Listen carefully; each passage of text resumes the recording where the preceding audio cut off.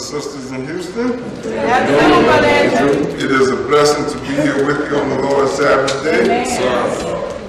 And today we're going to deal with the lesson entitled, Make Your Calling and Election Sure. Amen. Because we have been called unto the salvation of the Lord. Praise God. And hopefully we'll do what we need to do to be elected and receive the salvation of the Lord. And this lesson is what this is going to be about, helping us make our calling and election sure. And we're going to start this lesson in the book of Hebrews. Hebrews, the first chapter. Because God spoke, and He spoke to the prophets, and He had the prophets speak to us. And we're going to walk this down and make sense of this. Hebrews, the first chapter, and we're going to read verse 1 and 2. Hebrews 1, and we're going to read verse 1 and 2. All right, my brother, go ahead. God, who at sundry times and in divers manners spake in time past unto the fathers by the prophets, hath in these last days spoken unto us by His Son, whom He hath appointed heir of all things. So He spoke unto us first by the prophets, but in His last days, He spoke unto us by His Son. And then the apostles carried it over from there. And He spoke unto us the things that we need to do to save ourselves from the sin that's in this world. And to save ourselves from sin. Because the Lord don't have no pleasure in the death of the wicked. So we're going to walk this down and we're going to see how things go. Let's go now back to the book of Genesis. Genesis, the first chapter. Did you read the second verse? Oh, finish the second verse. By whom also He made the worlds. All right. Now we're going to go into the book of Genesis. Genesis, the first chapter. Because it's about also whom He made the worlds, right? Genesis, the first chapter. And we're going to read verses 1 and 2. Genesis 1, verses 1 and 2. All right, my brother, go ahead. In the beginning, God created the heaven and the earth. So in the beginning, God created the heaven and the earth. So all of this stuff that they're coming up with now, Big Bang Theory, and the astrophysicists talking about how the world began and whatnot, according to the word of God, in the beginning, God created the heaven and the earth. Amen. Go ahead. Verse 2. And the earth was without form and void, and darkness was upon the face of the deep, and the Spirit of God moved upon the face of the waters. And when He made it, He said the earth was without form and void. And darkness was upon the face of the deep, and the Spirit of God moved upon the face of the waters. So let's go and take a look at this here. Let's go into 2 Peter, the third chapter. 2 Peter, the third chapter.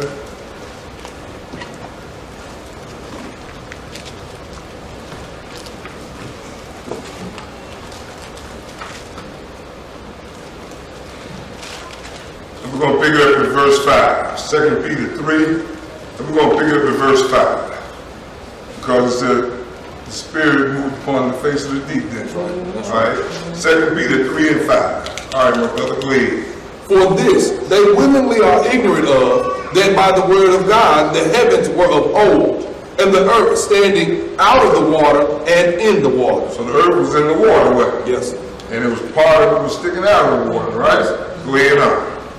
Whereby the world that then was, being overflowed with water, perished. But the heavens and the earth, which are now, by the same word are kept in store, reserved unto fire against the day of judgment and perdition of ungodly men. But beloved, be not ignorant of this one thing, that one day with the Lord is as 1,000 years, and 1,000 years as one day. So when we start counting time, we're looking at God's time. A day with the Lord is as into 1,000 years. And 1,000 years is a day. Yes, sir. So God created the heavens and the earth, and He created everything on 6 days. And on the 7th day, He rested, right? So according to the word of God, it wasn't one day, a 24-hour period. Each day represented 1,000 years. So it took him 6,000 years to make the heavens and earth. Yes, sir. And on the 7,000 years, he rested that day. Yes, sir. So now that we got that understanding on that, and we start with verse 8 then. Yes, sir. Okay? Let's go back to the book of Genesis. Because we're going to look at the blueprint of the creation. Back to Genesis, the first chapter. Because we got to understand what we're dealing with. Amen. And now that we know this here, we get a better understanding as we read, right? Amen. Genesis 1, and we're going to pick it up at verse 3. Genesis 1 and verse 3. All right, my brother, go ahead. And God said, let there be light, and there was light. And God saw the light, that it was good. And God divided the light from the darkness. And God called the light day, and the darkness he called night. And the evening and the morning were the first day. Go ahead. And God said, let there be a firmament in the midst of the waters, and let it divide the waters from the waters. And God made the firmament, and divided the waters which were under the firmament from the waters which were above the firmament. So the firmament is our sky, Yes. where the sun, the moon, and the planets and all that stuff is. And you got water below the firmament, don't you? Yes, sir. You got your oceans, your seas, and your lakes and rivers and That's right. whatnot. That's right. But now, according to the word of God, you got water above the firmament as well, right? Yes, sir. But go ahead on and read. And it was so. And God called the firmament heaven, and the evening and the morning were the second day. All right, go ahead. And God said, let the waters under the heaven be gathered together unto one place, and let the dry land appear, and it was so. And God called the dry land earth, and the gathering together of the waters called he seas. And God saw that it was good. So we get the blueprint on the creation here, right? Yes, sir. Skip down to verse 13 and continue. And the evening and the morning were the third day. And God said, let there be lights in the firmament of the heaven to divide the day from the night. And let them be for signs, and for seasons, and for days and years. And let them be for lights in the firmament of the heaven to give light upon the earth. And it was so. And God made two great lights, the greater light to rule the day, and the lesser light to rule the night. He made the stars also. So all this stuff that we have still in existence today was made by God, right? So all these things you see on television, these theories and sciences and whatnot, saying that this explosion happened here and that made that, this, that, and other, the book is telling us how it comes about. God created. That's right. And this was before man was even created. We ain't got no man here yet, right? Right. All right, so continue. 17. And God set them in the firmament of the heaven to give light upon the earth, and to rule over the day and over the night, and to divide the light from the darkness. And God saw that it was good. And the evening and the morning were the fourth day. And God said, let the waters bring forth abundantly the moving creature that have life, and the fowl that may fly above the earth in the open firmament of heaven. So he brought the fowls in, didn't he? Yes. All right, so skip down to verse 23 and continue. And the evening and the morning were the fifth day.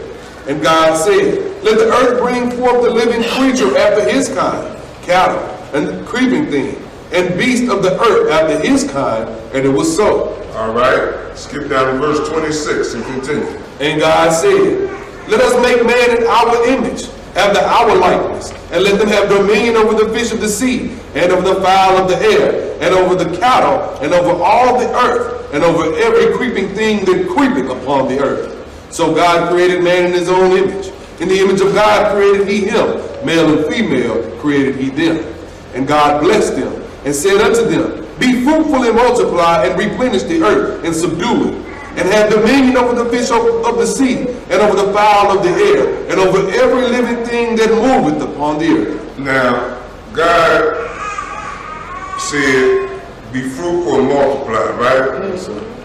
And he said, replenish the earth, right? To replenish is to resupply the earth with things, right? Because there was something here that ain't here now. And we had a period of the dinosaurs, and when the dinosaurs was here, there was no man here. And if you've been to the museums and you've seen dinosaurs, there's no way that we could exist with those beasts. There wouldn't be no man left. We'd have been a nice snack for them. And God knew what he was doing. Amen. And he had to get rid of them before he brought us forth.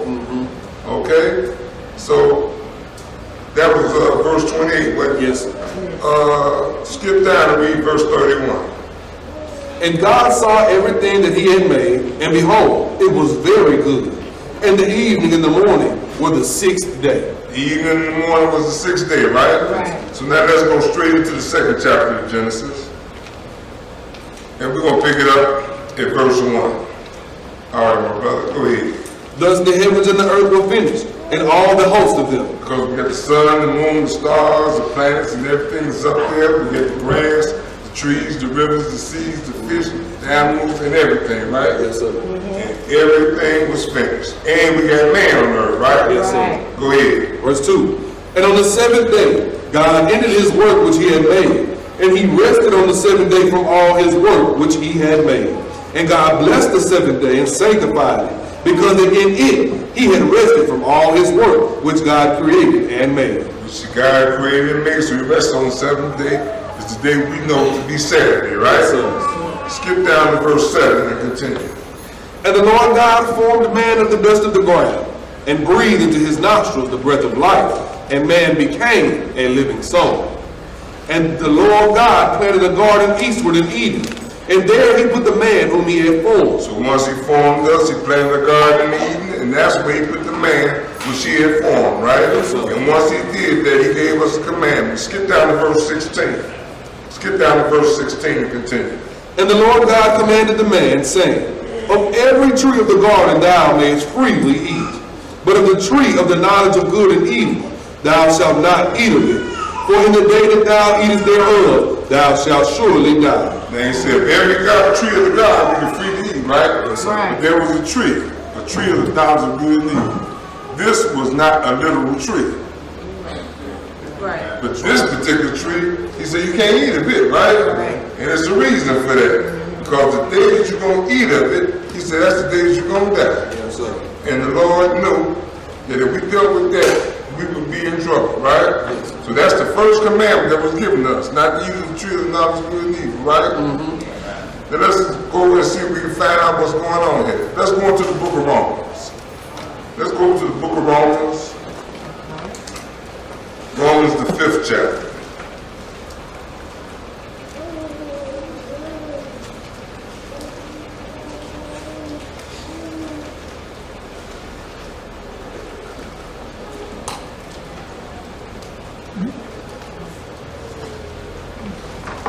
Romans, the 5th chapter. And we're going to read one verse here. We're going to read verse 12. Romans 5, we're going to read one verse, verse 12. Because we got man here, right? Yes, sir. And he told man not to eat of the tree of the knowledge of good and evil, because the day that you eat of that tree, that's the day that you're going to die, right? And let's go and see something. Romans 5 and 12. Read that one verse. Wherefore, as by one man sin entered into the world, and death by sin, so death passed upon all men, for that all have sinned. And that one man was none other than Adam. That's right. Adam brought sin into the world, and we all come out of Adam, right? And death is passed on all of us.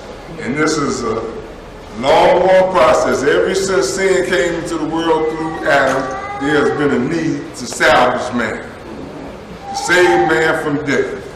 And we have been called to the salvation of the Lord, and we've been elected to receive the salvation. So we got to make sure that we make our calling and our election sure. And that's what we're dealing with here. Because this is a long process. It started a long time ago, and it's about to come to an end. And before it comes to an end, we got to make sure that we did everything that we can do to save ourselves. Amen. Amen. Because we are real close to the end. So let's go into 1 Peter. 1 Peter, the 2nd chapter.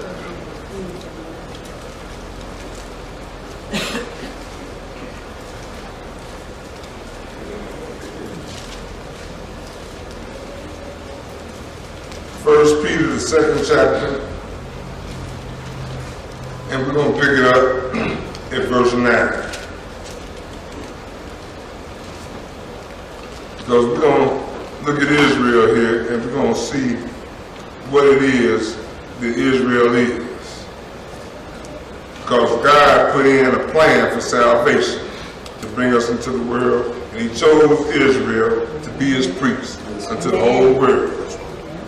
And we're going to look at Israel right here. 1 Peter, the 2nd chapter, and we're going to start reading at verse 9. All right, my brother, go ahead. But ye are a chosen generation. See, we are a chosen generation. Out of all the people of the world, the Lord chose Israel. And we descend from those people. And this is a process that's been going on since the beginning. We are a chosen generation. Go ahead. A royal priesthood. We are a royal priesthood. Go ahead. And holy nation. A peculiar people, that ye should show forth the praises of him who hath called you out of darkness into his marvelous light. Before the Lord chose us, we was in a world of darkness. Yes. But the Lord brought us out of that darkness, revealed himself to us, revealed his word, his covenants, his promises, and his laws to us. And brought us into his marvelous light. So go ahead at verse 10. Which in time past were not a people, but are now the people of God, which had not obtained mercy, but now have obtained mercy. And that's how it was with us at that time. But now, let's go and look at the covenant the Lord gave to us. Let's go back to the book of Deuteronomy. Because it's a process that we're working with. Deuteronomy, the 5th chapter.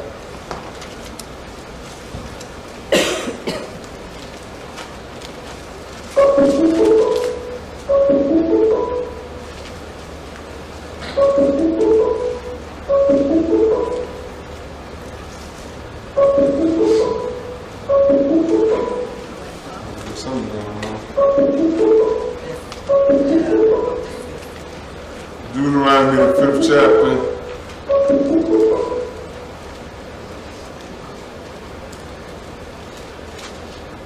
And we're going to pick it up at verse 1. Deuteronomy 5 and 1. All right, my brother, go ahead. And Moses called all Israel and said unto them, Hear, O Israel, the statutes and judgments which I speak in your ears this day, that ye may learn them and keep them and do them. The Lord our God made a covenant with us in order. And look what he said, the Lord our God. Yes, sir. Because he's the God of Israel, the Holy One of Israel. Amen. And we are a holy nation. Yes, we are a nation of kings and priests unto the Lord to go and teach the rest of the people. Go ahead. Verse 3. The Lord made not this covenant with our fathers, but with us, even us, who are all of us here alive this day. The Lord talked with you face to face in the mount out of the midst of the fire.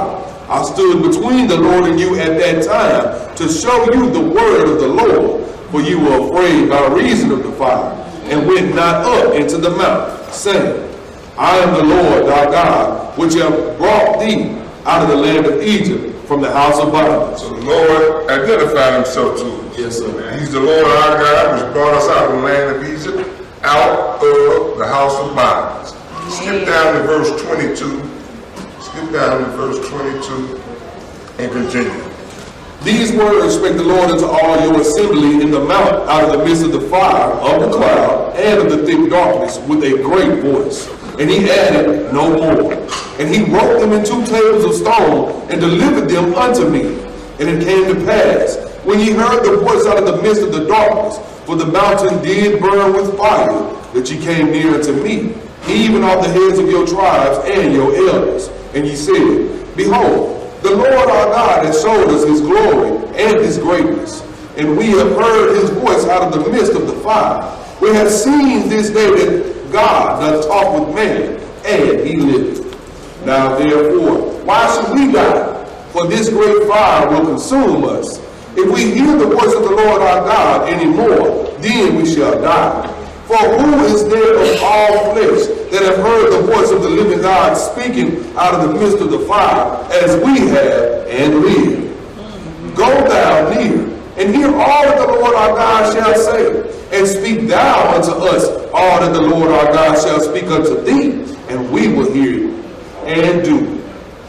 And the Lord heard the voice of your words, when he spake unto me, And the Lord said unto me, I have heard the voice of the words of this people, which they have spoken unto thee. They have very well said all that they have spoken.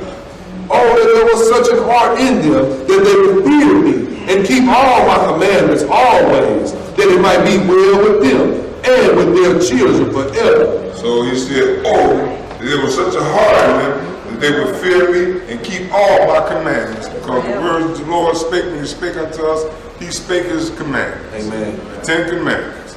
That is the royal law. That is the law that if we do that, we shall live. And if we break it, that's sin. And the wages of sin is death. And that's the reason why the Lord gave us the baptism, to forgive us of our sin. And we need to have knowledge of what sin is to try to stay away from it, because once you've been baptized, you get baptized for sins that are past, but you only get baptized once, right? Amen. And all the sins that you have committed once you've been baptized, you got to answer for that. And it'd be wise to keep those sins at a minimum.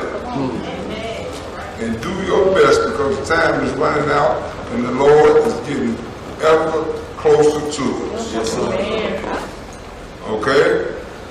So now, when we start with verse 29? Yes, sir. That was the end of 29. Okay, let's go over into the 28th chapter of Deuteronomy. Turn over to the 28th chapter of Deuteronomy.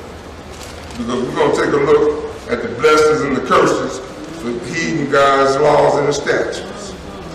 Deuteronomy 28th chapter, because these are some of the things that we need to bring into remembrance this day, because time is running out. And we need to be reminded of what got us into this mess, and we got to be reminded of how to get ourselves out of this mess. Deuteronomy the 28th chapter, and we're going to pick up at verse 1. Deuteronomy 28 and 1. All right, my brother, go ahead. And it shall come to pass, if thou shalt hearken diligently unto the voice of the Lord thy God, to observe and to do all his commandments which I command thee this day, that the Lord thy God will set thee on high above all nations of the earth. Now, in order to be set on high among all nations of the earth, we have to do what the Lord said, right? Yes. And that is keep his commandments. But if we don't, we won't be on high among all earth. But continue on. And all these blessings shall come on thee, and overtake thee, if thou shalt hearken unto the voice of the Lord thy God. Blessed shalt thou be in the city, and blessed shalt thou be in the field. So all these are going to come on us. But skip down to verse 15 and go ahead. But it shall come to pass, if thou wilt not hearken unto the voice of the Lord thy God, to observe to do all his commandments and his statutes which I command thee this day, that all these curses shall come upon thee and overtake thee. Cursed shalt thou be in the city, and cursed shalt thou be in the field. So we got blessings and curses, right? Yes, sir. Blessings if we keep the commandments, and curses if we don't keep the commandments. That's right. But skip down to verse 45. Skip down to verse 45 and continue. Moreover, all these curses shall come upon thee, and pursue thee, and overtake thee, till thou be destroyed, because thou hearkenest not unto the voice of the Lord thy God, to keep his commandments and his statutes which he commanded thee. And they shall be upon thee for a sign and for a wonder, and upon thy seed forever. So you see how important the commandments is? If we do this, it's going to be on us for a sign. We'll get the blessings. And if we don't do it, the curses is on us. And we can look at us as a people and see the condition that we're in, and we see what's on us. Yeah. And what's on us is not because of what somebody else did to us, it's because of what we did to ourselves. We have not kept the commandments of our God. And the commandments are truly important for us to keep. And we stopped at what? We stopped at 46. Yes. Keep on going. 47. Because thou servest not the Lord thy God with joyfulness, and with gladness of heart, for the abundance of all things, therefore shalt thou serve thine enemies, which the Lord shall send against thee, in hunger, and in thirst, and in nakedness, and in want of all things. And he shall put a yoke of iron upon thy neck, until he have destroyed thee. And this is what's going to come upon us for not keeping the commandments of the Lord. And that's a hell of a price to pay. And that's a price that we have paid and is still paying because of our disobedience, not unto man, but our disobedience unto God. Yes, sir. Skip down to verse 63. Skip down to verse 63 and continue. And it shall come to pass that as the Lord rejoiced over you to do you good and to multiply you, so the Lord will rejoice over you to destroy you and to bring you to naught. And ye shall be plucked off from the land whither thou goest to possess it. So it ain't so much of what somebody else is doing to us. What is happening to us is from the Lord. Amen. Because of what we have done to him. He done blessed us and chose us as a kingdom of priests, a holy nation unto him, to teach the rest of the people to glorify him. And we didn't go bad, and if we go bad, then the whole world is going bad. And the Lord is going to make us pay for this. We paying for the wrongs that our fathers have done and for the wrongs that we have done. And we can, just like we done brought it on us, it's only us who can get it off. But continue. 64. And the Lord shall scatter thee among all people, from the one end of the earth even unto the other. And there thou shalt serve other gods, which neither thou nor thy fathers have known, even wood and stone. And that has happened to us as a people. That's right. And this is where it comes from. Even though we can't see him and we can't point him out and talk to him face to face, he is alive, he is well, and he knows what's going on. And he is in control. And we got to realize that. Read that 65th verse. And among these nations shalt thou find no ease, neither shall the sole of thy foot have rest. But the Lord shall give thee there a trembling heart, and failing of eyes, and sorrow of mind. And this is what's going to happen to us for breaking the commandments, right? Yes, sir. So, and we're still going through this to this day, right? But now let's go and look at this same thing again. Let's go into Isaiah the 43rd chapter. Isaiah the 43rd chapter. Because the Lord tells you the blessings that he's going to give you, and he tells you the curses that he's going to give you. And he's going to tell you why he's going to bless you, and he tells you why he will curse you. And the Lord keep his word. Amen. And what we need to do is do what we're supposed to do so that we can receive the blessings. Yes, sir. It's Isaiah the 43rd chapter, and we're going to pick it up at verse 27. Isaiah 43 and verse 27. All right, my brother, go ahead. Thy first father hath sinned, and thy teachers have transgressed against me. Therefore I have profaned the princes of the sanctuary, and have given Jacob to the curse, and Israel to reproaches. So you see what's happening? We're in the condition that we're in because of what our forefathers have done, and we haven't done any better. So the Lord said he is giving Israel to reproaches. It's all because we do not keep the commandments of the Lord and do it diligently. Yes, sir. Amen. You know, we fair weather servants. We do it when it's convenient for us and when it feels good to us, but when we don't feel like it, we just put it off. Right. But this ain't the way it's supposed to be with God. That's right. Okay? So the Lord has given us to the curses, right? Amen. So now let's go and look at something. Because he done had the prophets speak to us down through the generation, warning us about our actions, and telling us to return from our evil ways and turn back to serving the Lord. And let's go and look at something that says, let's go into the book of Jeremiah. Jeremiah, the 25th chapter. Because the Lord is a good, merciful God. Amen. Yes, sir. And we get to going crazy.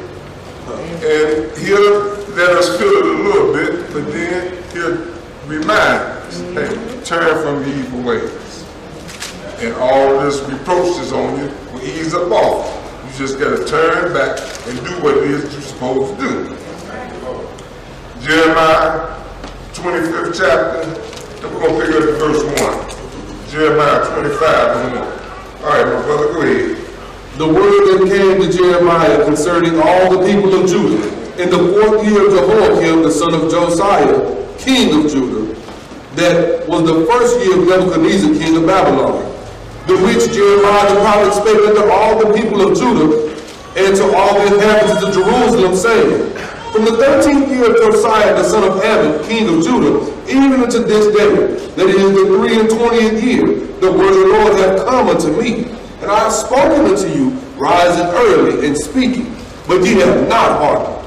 And the Lord hath sent unto you all his servants the prophets, rising early and sending them, but ye have not hearkened, nor inclined your ear to hear. And it happened to our forefathers, and still through our brothers and sisters who was teaching the true word of God, and still sending it to us now, teaching us his laws and statutes so we can turn from our evil way.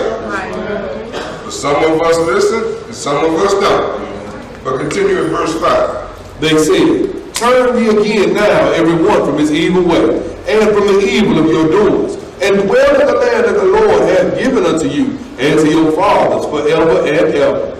And go not after other gods to serve them, and to worship them, and provoke me not to anger with the works of your hands, and I will do you no hurt. Because this is coming from the Lord. This ain't coming from some man. We provoking them to anger with our works. Turn from it, and the Lord will turn back to us. But go ahead. 7.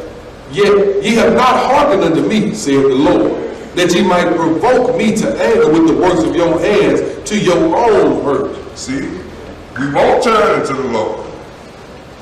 And we're going to continue to provoke the Lord to anger for our own hurt. And we getting hurt because of our actions and our ways. And the Lord is steady warning us about this and telling us about that. He told us about it through the mouth of his prophet Jeremiah, didn't he? He's going to tell us about it through another one of his prophets. Let's go into the book of Ezekiel. Ezekiel chapter 33.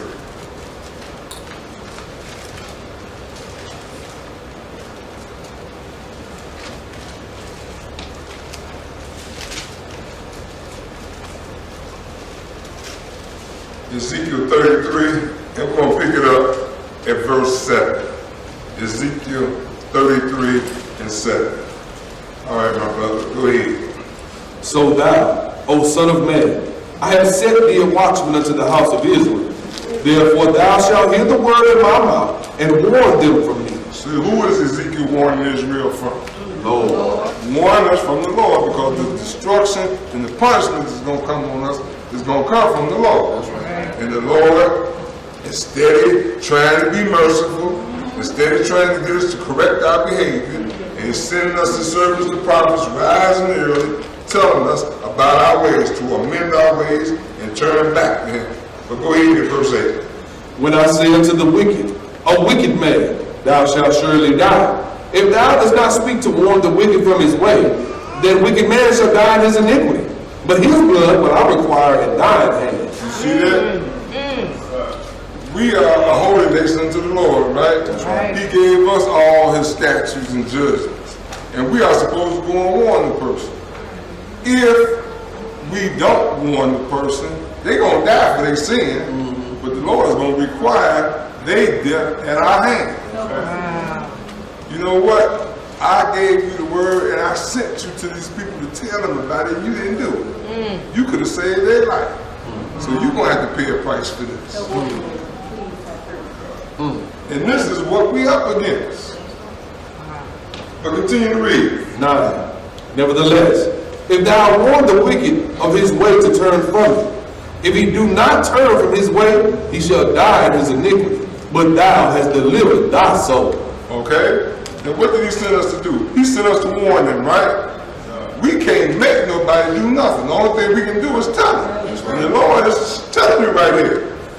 If you tell him and he don't turn from his way, he gonna die from his iniquity. But you didn't deliver yourself because you didn't did all that was required of you is to go and tell them, right?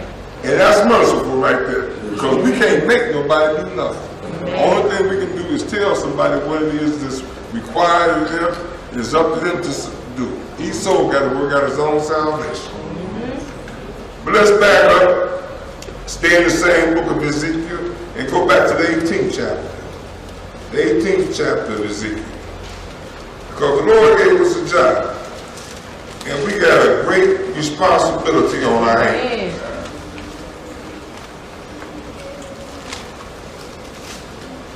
the 18th chapter, and we're going to pick it up at verse 30.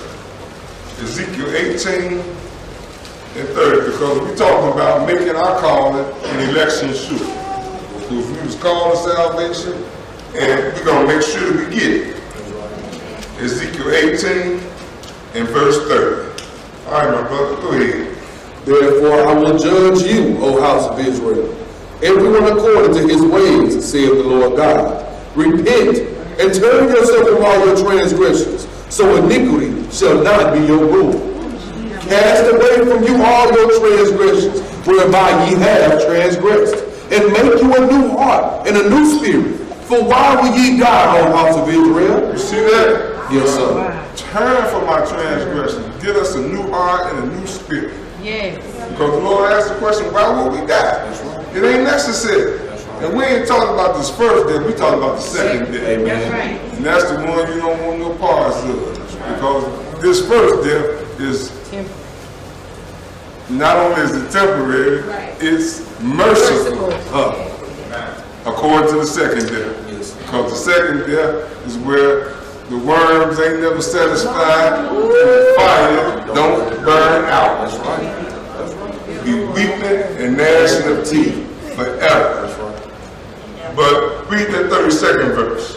For I have no pleasure in the death of him that died, saith the Lord God. Wherefore turn yourselves and live ye. Because the Lord don't have no pleasure in that. Because if you died this death, the reason why you didn't die is because you didn't disobey the commandments of God. And the Lord know what it is. He ain't got no pleasure in that. And he don't have no pleasure in anybody that died because he told you how to save yourself from it. Amen. And if you wind up in this position, it's because you didn't do what it was that you were supposed to do. Amen. Let's go a little bit further. Let's go into St. Matthew chapter 7. Because the Lord will tell you what he wants you to do. And after he tell you what it is that he wants you to do, he's going to tell you what's going to happen to you if you do it. And then he's going to tell you what's going to happen to you if you don't do it. And we don't have no excuse.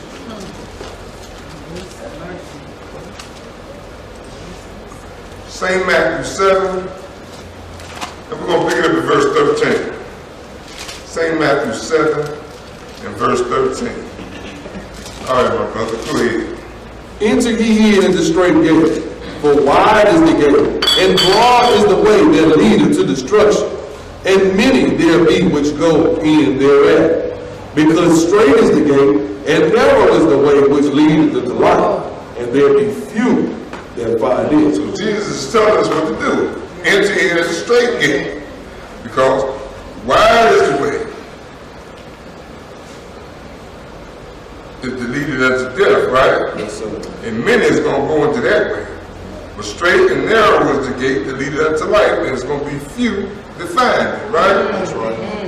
Let's go and see how to get to that gate. Let's go into St. John, the 10th chapter. Let's go over to St. John, the 10th chapter. Because the Lord give us a roadmap, and the only thing we have to do is just follow. That's right. Amen. St. John chapter 10.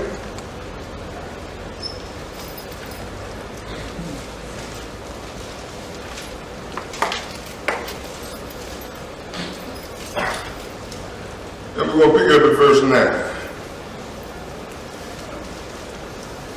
St. John 10 and verse 9.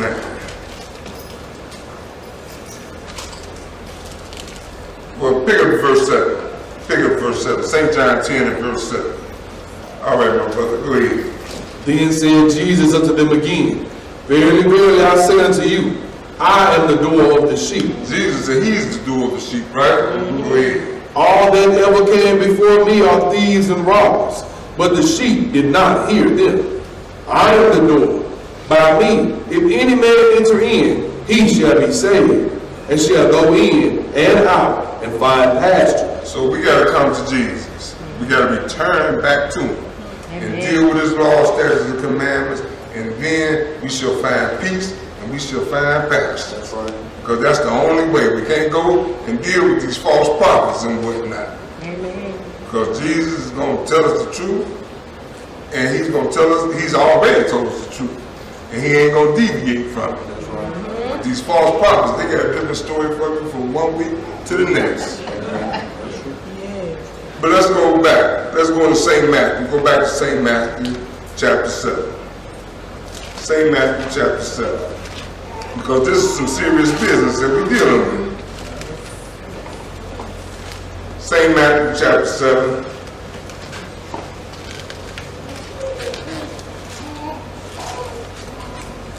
And we're going to pick up at verse 15.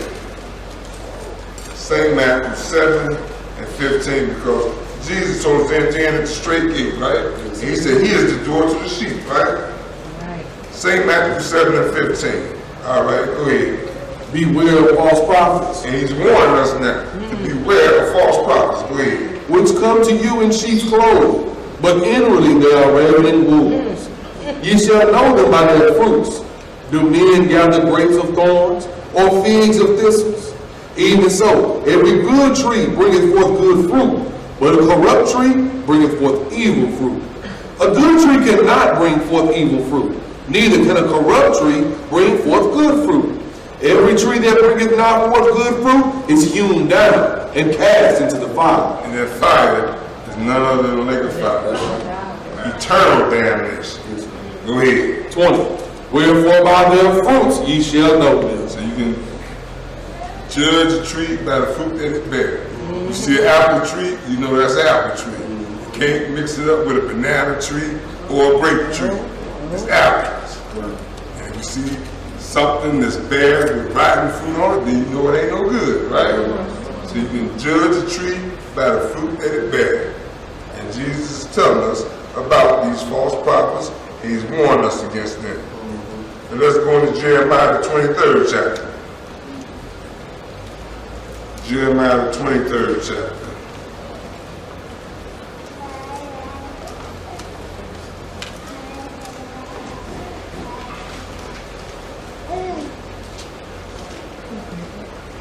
Because Jesus warned us about these false prophets, didn't he?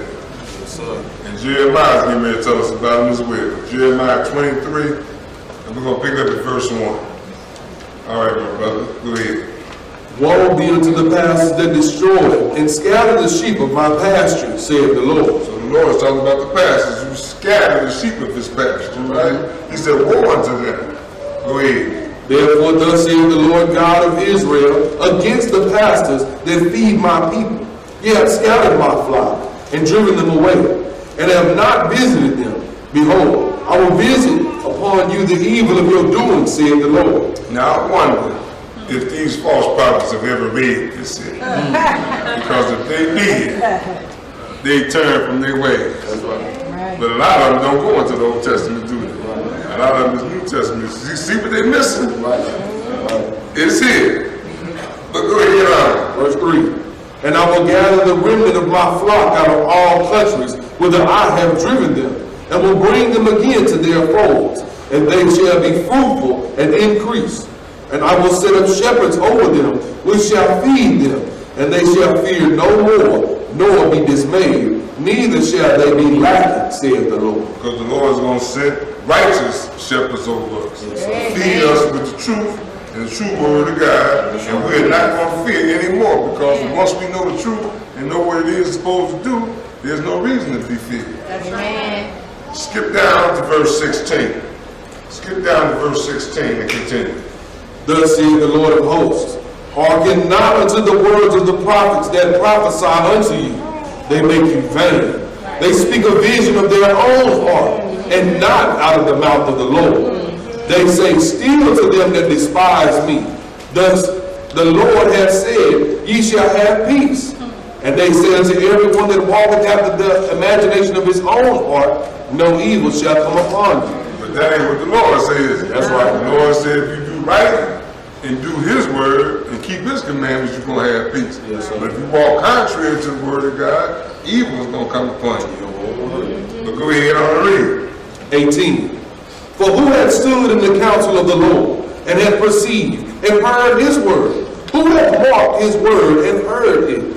Behold, a whirlwind of the Lord is gone forth in fury, even a grievous whirlwind. It shall fall grievously upon the head of the wicked.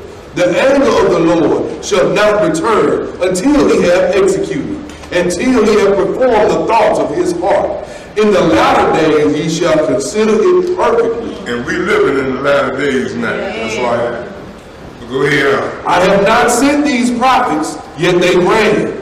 I have not spoken to them, yet they prophesied. But if they had stood in my counsel, and had caused my people to hear my words, then they should have turned them from their evil way, and from the evil of their doings. Am I a God at hand, saith the Lord, and not a God afar off? Can any hide himself in secret places, that I shall not see him, saith the Lord? Do not I feel heaven and earth, saith the I'm Lord? telling you how he is. He see it all. Yes, sir. He feel heaven and earth. Ain't no places you can go and hide from the Lord. He know what you're doing. He can read the thoughts of your mind. That's right. And you don't even know nothing about it. So there's no reason to think that you can hide from the Lord. There ain't nothing that we can do to keep it secret from the Lord. The Lord know all things. That's right. We hide from man. Right. But man ain't who it is that we need to fit. Because man ain't got no kingdom to put us in. Neither do we have a lake of fire to put us in. Amen. Who we need to fear is none other than the Lord. But where did we stop at? That was the end of 24. That was the end of 24? Yes, sir. Go ahead on. 25. I have heard what the prophets said. They prophesy lies in my name, saying, I have dreamed, I have dreamed. How long shall this be in the hearts of the prophets that prophesy lies? Yeah, they are prophets of the deceit of their own heart, which think to cause my people to forget my name by their dreams, which they tell every man to his neighbor, as their fathers have forgotten my name for Baal. The prophet that hath a dream, let him tell a dream. And he that hath my word, let him speak my word faithfully. What is the chaff to the wheat, saith the Lord? What is the chaff to the wheat? That's the garbage part of the wheat, ain't it? Yeah. That's the part that you're going to throw away, or in this case, it's going to the fire, That's the right. burn. That's right. Go ahead on and read. 29. Is not my word like as a fire, saith the Lord, and like a hammer that breaketh the rock in pieces? Therefore, behold, I am against the prophet, saith the Lord, that steal my words every one from his neighbor. Behold, I am against the prophet, saith the Lord, that use their tongues and say, he said. Behold, I am against them that prophesy false dreams, saith the Lord, and do tell them, and cause my people to err by their lies, and by their likeness. Yet I sent them not, nor commanded them. Therefore they shall not profit this people at all, saith the Lord. So you see what it is? These false prophets that are coming. Yes, sir. And those of us who don't work out our own salvation with fear and trembling and follow these false prophets, we get the same thing coming. That's right. That's why the Lord said our salvation is in our hand. Amen. Let's go a little bit further. Let's go into St. Matthew. St. Matthew, the 7th chapter. Because the Lord had it all laid out in the book. And we don't have to put our trust in our salvation in nobody's hand. We got to work it out for ourselves. And when we follow somebody else, that's why we get in trouble. Second or seven? 7. St. Matthew 7. St. Matthew 7. That's why the Lord tells us each soul got to work out his own salvation with fear and trembling. Amen. Because if you following the wrong person, they going into the fire, and you're going to follow them right into the fire. That's right. That's right. St. Matthew 7, and we're going to pick it up at verse 21. St. Matthew 7 and 21. All right, my brother, go ahead. Not everyone that saith unto me, Lord, Lord, shall enter into the kingdom of heaven, but he that doeth the will of my Father which is in heaven. So you see what it is? You just can't call on the name of the Lord and think that's going to get you somewhere. He who call on me is not going to enter in, but he who doeth the will of the Father. Amen. And what is the will of the Father? Keeping his laws, statutes, and commandments. You get something that you have to do. But continue. 22. Many will say to me in that day, Lord, Lord, have we not prophesied in thy name?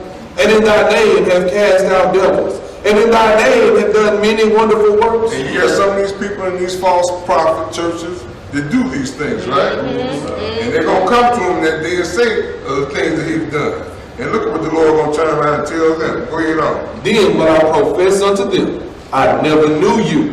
Depart from me, ye that work iniquity. Ain't that something? Yes, sir. That's a bad thing to stand before the Lord and say what you did, and the Lord said, I never knew you.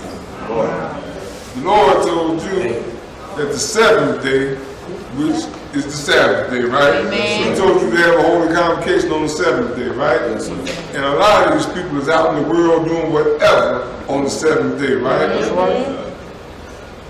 They go on the first day of the week, right? So whatever you was doing on the first day of the week, the Lord ain't there. He don't know nothing about that. I'm looking for you on the day that I told you to rest and to do my work. Amen.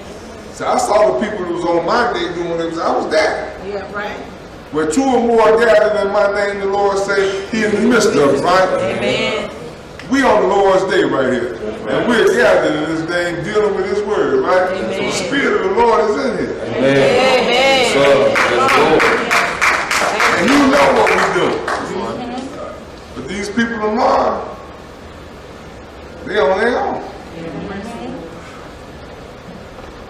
And He got it all written in this book, and we all can have this book, and we all supposed to read it and study and know what it say, right? Because these souls got to work out his own salvation with fear and trembling, right? But they go to church, and half of them that go to church tomorrow don't even bring a Bible with them. They just go off of what the person is standing in the spot that I'm standing in tell them. Amen. And a lot of it is being told what's on his mind, not what he can read out of a book. That's right. But continue on. 24. Therefore, whosoever heareth these sayings of mine, and doeth them, I will liken him unto a wise man, which built his house upon a rock. And the rain descended, and the floods came, and the winds blew, and beat upon that house, and it fell not, for it was founded upon a rock. And everyone that heareth these sayings of mine, and doeth them not, shall be likened unto a foolish man, which built his house upon the sand. And the rain descended, and the floods came, and the wind blew, and beat upon that house, and it fell, and great was the fall of it. And it came to pass, when Jesus had ended these sayings, the people were astonished at his doctrine. For he taught them as one having authority, and not as the scribes. So Jesus is the Son of God, right? Yes. And he got the Word of God. So he teaches you with authority, and what he says go. That's right. All right. So let's go a little bit further. Let's go into St. John, the 6th chapter. St. John chapter 6. Because we got to read this word, and we got to read it line upon line, and we got to take it for what it says. That's right. St. John chapter 6.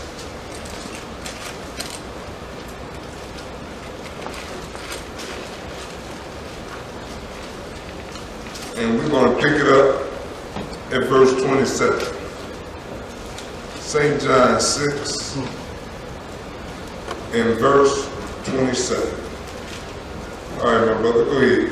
Labor not for the meat which perisheth, but for that meat which endureth unto everlasting life, which the Son of Man shall give unto you. For him hath God the Father sealed. Because we looking for our eternal life, right? Yes, sir. Go ahead.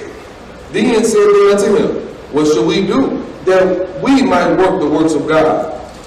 Jesus answered and said unto them, this is the work of God, that ye believe on him whom he hath sent. They said therefore unto him, what sign showest thou then, that we may see and believe thee? What dost thou work? Our fathers did eat manna in the desert, as it is written, he gave them bread from heaven to eat. Then Jesus said unto them, verily, verily, I say unto you, Moses gave you not that bread from heaven, but my Father giveth you the true bread from heaven. For the bread of God is he which cometh down from heaven, and giveth life unto the world. That's right. Then said they unto him, Lord, evermore give us this bread. And Jesus said unto them, I am the bread of life. He that cometh to me shall never hunger, and he that believeth on me shall never thirst. But I said unto you, that ye also have seen me and believe not. All that the Father giveth me shall come to me, and him that cometh to me I will in no wise cast out. For I came down from heaven, not to do mine own will, but the will of him that sent me. And this is the Father's will which hath sent me, that of all which he hath given me I should lose nothing, but should raise it up again at the last day.